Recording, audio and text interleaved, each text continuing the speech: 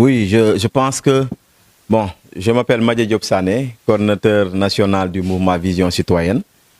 Je crois qu'à entendre les étudiants ou en santé parler, vous avez l'impression qu'en fait, qu'ils ne sont pas dans le domaine de la santé. Parce que c'est la frise de ridicule d'abord. Pourquoi? Et comme on le dit, le ridicule ne tue point dans ce pays.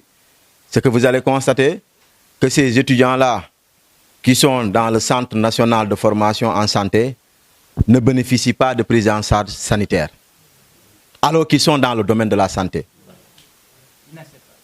Je pense que cela véritablement est inacceptable et inadmissible.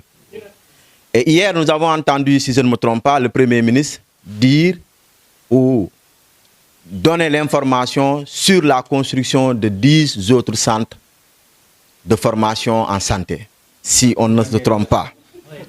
Alors qu'au même moment, il y a des centres qui sont là. Le centre de Ziguinchor vit véritablement dans la misère, il faut le dire. Les étudiants ne bénéficient pas de prise en charge sanitaire alors qu'ils évoluent dans le domaine sanitaire. Regardez l'état de délabrement même de l'infrastructure, ça pose problème parce qu'un corps sain doit être dans un environnement sain. L'autre chose, c'est qu'on ne peut pas concevoir que ces étudiants-là restent plus de 6 mois sans percevoir leur bourse. Alors que certains ou certaines d'entre elles viennent de Matam, de Kolda, de Ziguinchor et dans les autres régions. Saint-Louis et dans les autres régions. Bref, ces étudiants-là méritent véritablement d'être traités avec tous les égards. Et aujourd'hui, malheureusement, c'est le domaine le plus sensible, c'est le domaine le plus fragile, le domaine de la santé. Il faut mettre ces étudiants-là à l'abri. Nous nous disons même, lors des stages ruraux, où ils percevaient auparavant 120 000 francs, malheureusement maintenant c'est 75 000 francs. Et nous pensons que la directrice de l'établissement doit des explications aux autorités, mais doit aussi des explications à ces étudiants-là. Ces étudiants ne logent pas dans l'institut, au sein de l'institut.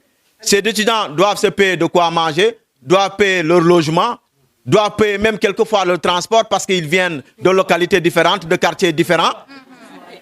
Ils doivent aussi se soigner parce que ne bénéficiant pas de prise en charge sanitaire, bien qu'ils sont dans le domaine de la santé, ça pose énormément de problèmes.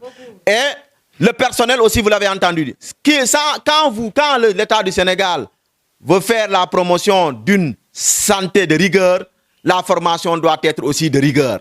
Vous avez entendu ces étudiants-là vous dire qu'ils n'ont quelques professeurs. Et malheureusement, il y a des spécialités dans lesquelles ils n'ont pas encore même démarré. Et ça pose énormément de problèmes.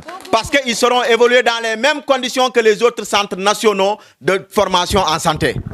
Donc ça veut dire qu'il y a un problème de discrimination qui se pose, mais aussi leurs chances sont réduites. Pourquoi réduites? Parce qu'au moment où eux, ils ont décrété un mouvement d'humeur de 72 heures, les autres centres régionaux de formation de la santé vaquent librement à leur cours, font librement leur cours, bénéficient d'un enseignement de qualité. Au même moment, l'institut qui est à Ziguinchor véritablement a des problèmes de recevoir des enseignements de qualité. Ça, c'est pas normal. Et un État doit être regardant par rapport à la formation. On nous a toujours dit que les jeunes Sénégalais réclament du travail, mais malheureusement, ils n'ont pas de formation. Et ces étudiants-là, où la sélection était de rigueur, c'est très, très sélectif, ce concours-là. Malheureusement, après avoir eu des gens qui ont réussi le concours, au lieu de leur mettre dans de très bonnes conditions pour travailler parce qu'ils évoluent dans un secteur qui est si fragile, si sensible, c'est comme si, à la limite, nos gouvernants disent, quelle que soit leur formation, on va les mettre dans les hôpitaux. Mais dans les hôpitaux, nous avons besoin aussi d'infirmiers, de sages-femmes qui ont reçu des formations rigoureuses pour pouvoir bien faire leur travail. La bourse qu'on donne à ces étudiants-là n'est absolument rien du tout.